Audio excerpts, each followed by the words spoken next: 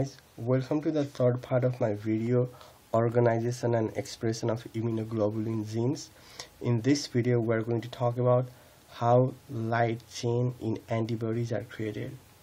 We saw already that to make heavy chain we have three different recombination that happens, and it's also called VDJ recombination because we are combining V part, D part and J part to create the variable region. In the similar way, to make up light chain we have just VD recombination, and the reason is because we don't have the VJ recombination. We don't have this D part in light chain. We just have V part and J part, and the recombination is called VJ recombination. So in similar way that we have different number of V, different number of D and different number of J, for light chain we have two different type of light chain, kappa and gamma. So for kappa and gamma we have different number of V. So V light 1, V light 2, I don't know the exact number how many we have, but let's say V light n, and after V we have this J part. So J lights in 1, J lights in 2, dot dot dot. And in the same way that genetic recombination happens over here, genetic recombination can happen over here. And let me see if I do have some numbers.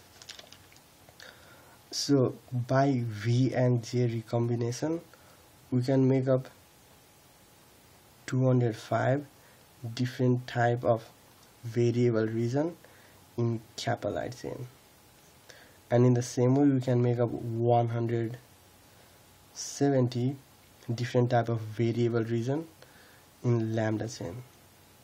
So for lambda chain, now I can see in my notes that we have 34 different type of V and 5 different type of J, and for kappa we have 41 different type of V and 5 different type of J, and if you multiply 41 times 5 you get 205, and if you do 34 times 5 you get 170. I'm pretty sure your teacher might not want you to memorize this because it's too much, but you just can see how diversity can be created. And we have this many different type of variable region that's created from heavy chain, which could match up with either kappa or lambda. So the total different type of antibodies we can produce, you can see right from here, would be equal to 6,624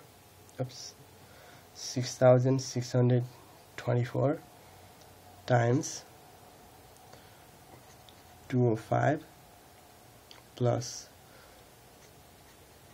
170, that equals to 2.48 times 10 to the power 6. So you can see how we can make 10 to the power 6 different type of antibodies.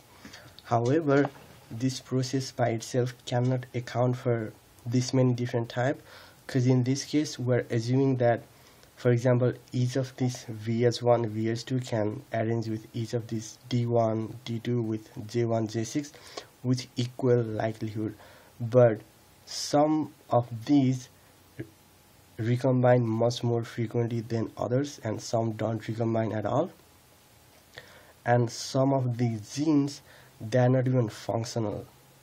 They are called pseudogenes. So for example, let me assume that, I don't know, but let's say that D1 is a pseudogene. So let's say if I make a combination of VS1, D1 and J1, this can't make up an antibody because D1 is a pseudogene and it doesn't code for any proteins at all. But we have other ways of generating diversity, and we're going to learn that in my later videos. Thank you for watching my videos. Keep watching more if you want to learn more. Bye.